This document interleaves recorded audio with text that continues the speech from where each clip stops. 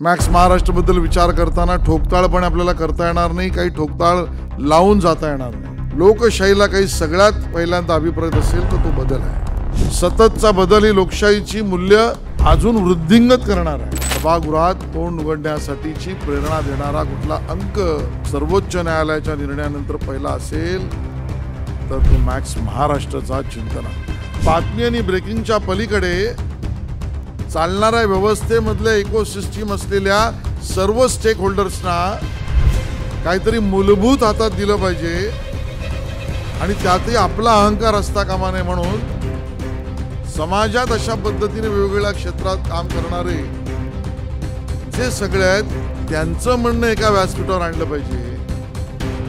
हाच विचार मला असं वाटतं प्रगल्भ लोकशाहीला दिशादर्शन देणार आहे आणि तो मॅक्स महाराष्ट्राने चिंतन या वार्षिक अंगाच्या माध्यमातून केलेला आहे।